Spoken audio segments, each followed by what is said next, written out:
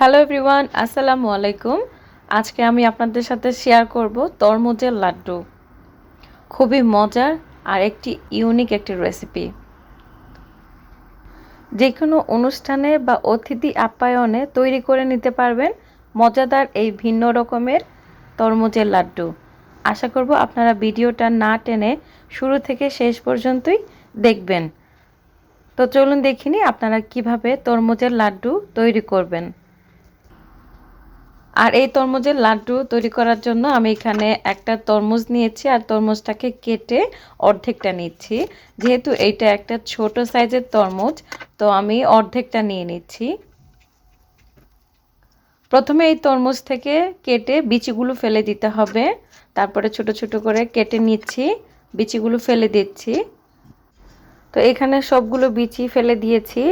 এখন আমি একটা বোলের মধ্যে স্ট্রেনার নিয়েছি, মানে ছাঁকনি নিয়েছি। ছাঁকনিতে নিয়ে তরমুজের রসটা বের করে নিচ্ছি।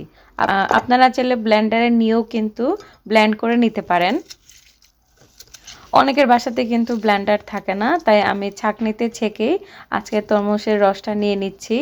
ব্লেন্ডারে যদি আপনারা এই কাজটি করেন তাহলে তরমুজের যে আঁশটা বের হবে সেটা ফেলে দেওয়ার প্রয়োজন হবে না। কিন্তু ছাঁকনিতে যদি করেন আমার মতো, তাহলে কিন্তু আপনাকে আঁশটা ফেলে দিতে হবে, কারণ অনেক বড় বড় রকমের আঁশ বের হবে। তো সেই আঁশটা আসলে গলতে সময় লাগবে। যেহেতু আমরা লাড্ডু করব, একটু মিহি করে তৈরি করব, তাই আঁশটা ফেলে দিব। এইখানে আমার তরমুজের রসটা নেওয়া হয়ে গেছে। এখানে তরমুজের পানিটা নিয়ে নিয়েছি। আর এখন চলে যাব চুলায়। চুলায় আমি একটা প্যানের মধ্যে দিয়ে দিচ্ছি 1 টেবিল চামচ পরিমাণ ঘি। তারপরে দিয়ে দিচ্ছি এখানে আমি সুজি। আমি এখানে আধা কাপ পরিমাণ সুজি নিয়েছি। তারপরে এই সুজি ঘিয়ের মধ্যে ভেজে নিচ্ছি। তত সময় পর্যন্ত আমি ভাজবো যত সময় পর্যন্ত সুজি থেকে গ্রান বের হচ্ছে না। আর এই সুজিটা অবশ্যই ঘি বা বাটার দিয়ে ভেজে নেবেন। তেল দিয়ে ভাজলে কিন্তু খেতে ভালো লাগবে না, গ্রানটা ভালো আসবে না। তো চেষ্টা করবেন ঘি বা বাটার ব্যবহার করতে। এখানে নেড়েচেড়ে মিডিয়াম টু লো আছে সুজিটা আমি ভেজে নিয়েছি। একটা বোলের মধ্যে রেখে দিচ্ছি। আরেকটা প্যানের আমি একটা ননস্টিক প্যান বসিয়েছি। আর এই প্যানের মধ্যে আমরা তরমুজের যে পানিটা বের করেছিলাম সেটা দিয়ে দিচ্ছি। এখানে প্রায় 2.5 কাপের মতো পানি হয়েছে। এই পানিটা প্রথমে জাল করে ফুটিয়ে নিচ্ছি। জাল করে ফোটানো হয়ে গেলে আমি দিয়ে দিচ্ছি এখানে আধা কাপ পরিমাণ চিনি। মিষ্টিটা অবশ্যই আপনারা আপনাদের টেস্ট অনুযায়ী দিবেন। চিনিটা দিয়ে ভালো করে নেড়েচেড়ে মিশিয়ে নিচ্ছি। মেশানো হয়ে গেছে। এখন আমি আরেকটু সময় জাল করে নিব। জাল করে নিয়েছি 2 মিনিট ধরে। তারপরে আমি অ্যাড করে দিচ্ছি আধা কাপ পরিমাণ গুঁড়ো দুধ। আপনারা চাইলে এখানে কনডেন্স মিল্কটাও ব্যবহার করতে পারেন। আর যদি কনডেন্স মিল্কটা ব্যবহার না করতে চান তাহলে চিনি আর দুধ এইভাবে দিয়ে মিশিয়ে নেবেন। খুব ভালো করে মিশিয়ে নিয়েছি। আর গুঁড়ো দুধ দেওয়ার কারণে কিন্তু এই লাড্ডুটা খেতে আরও বেশি মজা লেগেছে। গুঁড়ো দুধটা খুব ভালো করে মিশে গিয়েছে। এখন জাল করে নিয়েছি আরও 3 থেকে 4 মিনিট।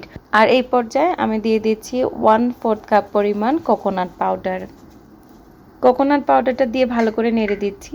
আমি এখানে ড্রাই কোকোনাট পাউডার ব্যবহার করেছি।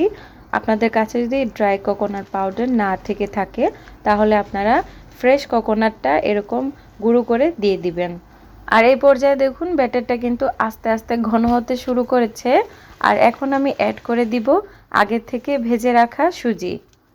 সুজিটা দিয়ে খুব ভালো করে নেড়েচেড়ে মিশিয়ে নিচ্ছি। আর এই সময় চুলার আঁচটা একদম লো করে দিয়েছি। আর এই পর্যায়ে আমি দিয়ে দিচ্ছি 1 চা চামচ পরিমাণ ঘি। ঘিটা দিয়ে খুব ভালো করে মিশিয়ে নিব। তারপরে জাস্ট আরও 1 মিনিটের মতো আমি জাল করে নিয়েছি।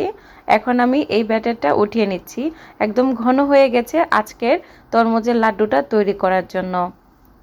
প্যানের গা থেকে দেখবেন এই ডোটা আস্তে আস্তে উঠে এসেছে। এই পর্যায়ে আমি জাস্ট 1 মিনিট জাল করে নিয়েছি। তারপরে আমি উঠিয়ে নিচ্ছি।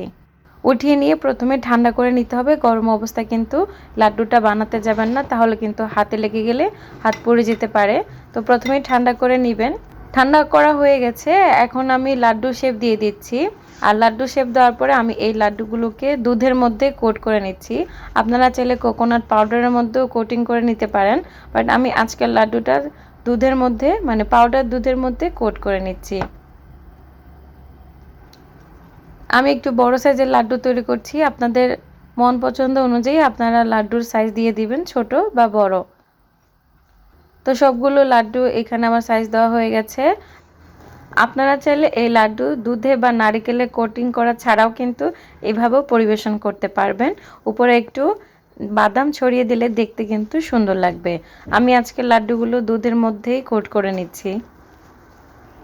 এখন আমি পরিবেশন করে দেখাচ্ছি। একটা লাড্ডু এখন আমি আপনাদেরকে কেটে দেখাচ্ছি। দেখতে কতটুকু ইয়াম্মি হয়েছে, খেতেও কিন্তু অসম্ভব মজা লেগেছে। ছোট বড় সবাই কিন্তু খেতে খুব পছন্দ করবে। চেষ্টা করবেন একবার হলো তরমুজের এই লাড্ডুটা তৈরি করে খেতে। আজকের রেসিপিটা যদি আপনাদের কাছে ভালো লেগে থাকে প্লিজ আমার চ্যানেলটি সাবস্ক্রাইব করবেন, লাইক করবেন, কমেন্ট করবেন, বেশি বেশি করে শেয়ার করবেন, আর আমার জন্য একটু বেশি করে দোয়া করবেন। আল্লাহ হাফেজ, আসসালামু আলাইকুম।